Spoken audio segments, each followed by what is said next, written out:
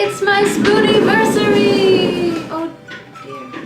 Hello my chronically awesome friends, I'm Styna and welcome back to Sick, Tired, and Alone, the YouTube channel about dealing with chronic illness alone, which is only half as depressing as it sounds.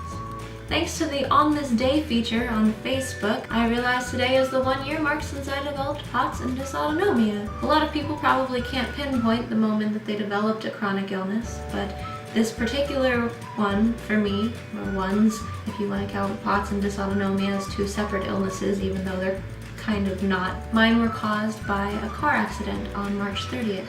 Mine is actually the quickest diagnosis after developing POTS that I've heard of so far. I developed POTS on March 30th, 2016, and I was diagnosed on April 1st, 2016. Worst April Fool's joke I've ever heard. But that's not what this video is about. This video is about the changes that I've made in the last year because of my POTS. Just to be clear, I did receive my very first diagnosis for chronic illness in 2010 when I was 19 going on 20, and I experienced my first really noticeable symptoms when I was 18 going on 19. I may do a separate video for all of the changes and realizations and stuff that's happened since I got sick, but in honor of my 1 year Spoonieversary for POTS/dysautonomia, this video is going to be about the changes I've made in the last year. The first change I've made since developing POTS is cutting out caffeine, and I am very unhappy about it still. I used to live on coffee and iced soy chais, and now even a couple small pieces of dark chocolate make me feel like I'm having a heart attack, when my body is already pretty good at making me feel like I'm having a heart attack without the aid of minute amounts of caffeine.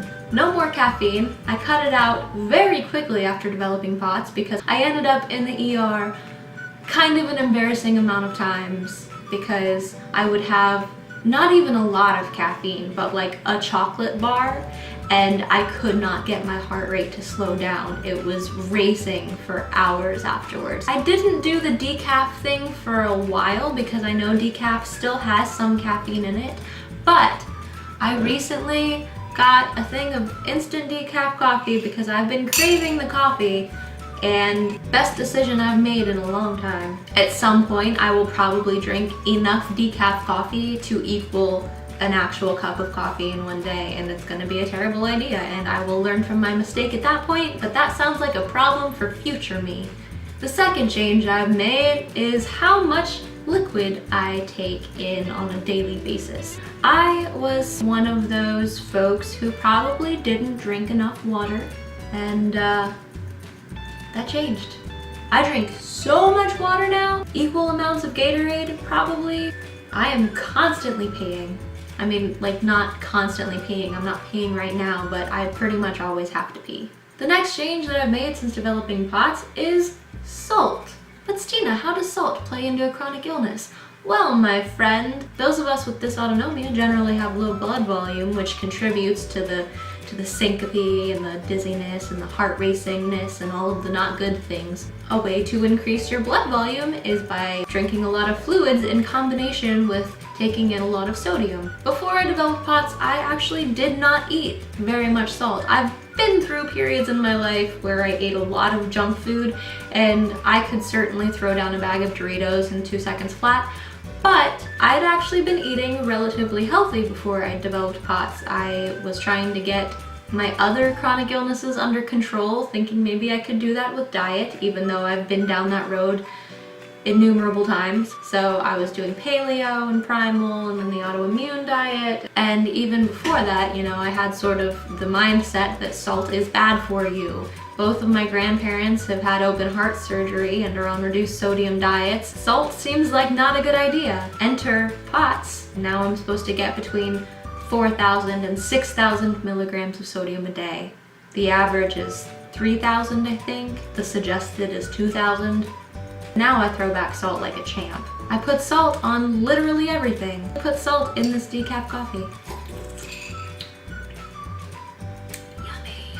Another change I've made over the last year is planning ahead which is probably a thing that I should have learned to do way earlier. And by planning ahead, I mean thinking about if there's gonna be seating where I'm going, if I can eat before I go, if I'll be able to take my liquids with me. I usually carry a bottle of Gatorade, but some places don't let you take outside food or drink. Most importantly, if I will be able to get out of there very quickly if I need to. The next change has to do with stairs, which are things that I am not friends with anymore. I have 13 stairs leading to the top floor of my house, and I've had to sit down less than halfway through on them to catch my breath before. It is a problem. It is amazing how many places actually have elevators, which I did not realize until stairs became a really bad option for me. Which leads me into the next one of utilizing accommodations. As I mentioned in my concert video,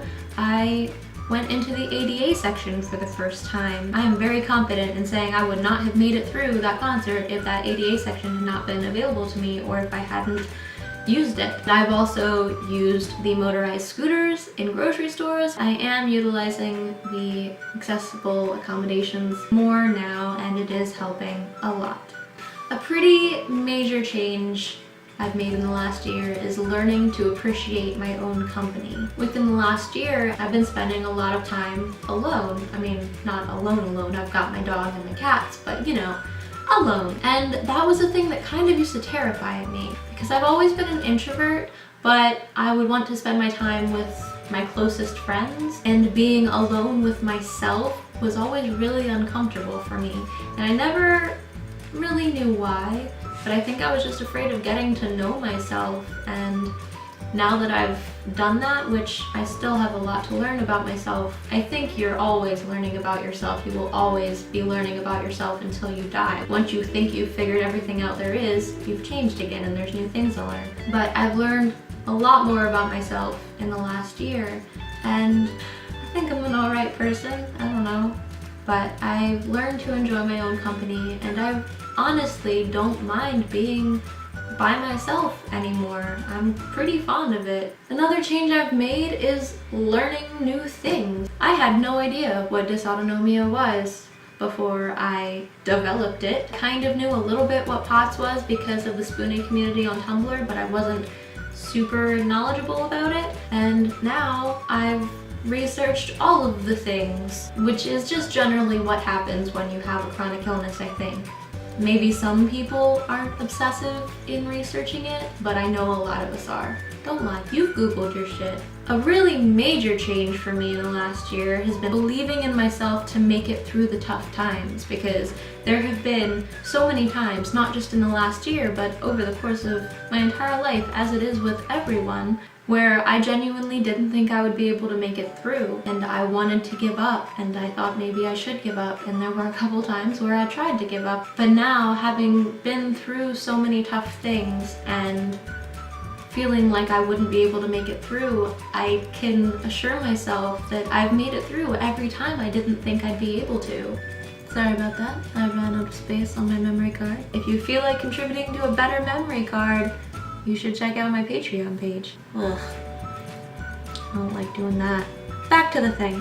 Another change I've made in the past year is really taking time for myself. I've spent a lot of time in the last year really focusing on myself and how I need to live my life in order to feel as good as I can. There are different levels of feeling ill, and I've been trying to eat different ways and exercise different ways and just live life in different ways to put myself on the best level of sick that I can find. That in combination with figuring out what I really would like to do with my life and what I can do to make myself happy and what is actually feasible for the future. Figuring out all of those things just for me, because a lot of my life has been spent figuring out how those things line up in correlation with how someone else's future lines up. And I never really took the time to figure out what I wanted with just myself. It was always with someone else in mind.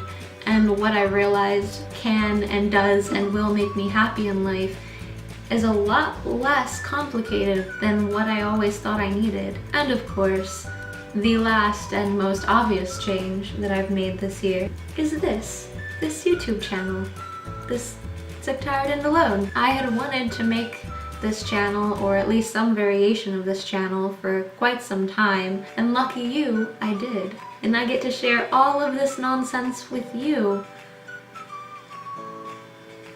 And thank you for letting me share this with you. Let me know in the comments below what kind of changes you've made or had to make because of your illnesses. Feel free to follow me on all the things. I pointed at the right side this time. If you would like to support me in making more videos like this and also videos not like this, please consider checking out my Patreon page. The link will be in the description below. And I will see you all next time, my chronically awesome friends. But until then and always, take care. Oh hell, you can see the clearance sticker on my top. I don't care, I'm not ashamed. That's right, I got this mug for $1.75 at Kroger. I think that's a pretty good deal. Oh, I should go to sleep. It's very late. You're not even gonna see this on my Spoonieversary because I'm filming it on the 30th. I'm sure as hell not gonna have it edited and posted by the end of the night. And that proves that I'm still not very good at planning ahead. That is a spider. It's only March and I already have to burn my house down. I will eat condiments as food. It barely matters which condiment it is. I love mustard, and I love ketchup, and I love teriyaki sauce, sweet and sour sauce, horseradish, barbecue sauce, all of the things. I love all of the condiments. Other foods are just a delivery system for condiments. Chocolate has always been my one true love, and it's been really hard to deal with. Not that I was ever really friends with them before. I've always had a pretty hate-hate relationship with stairs, but now even just a few of them do me so wrong. You know.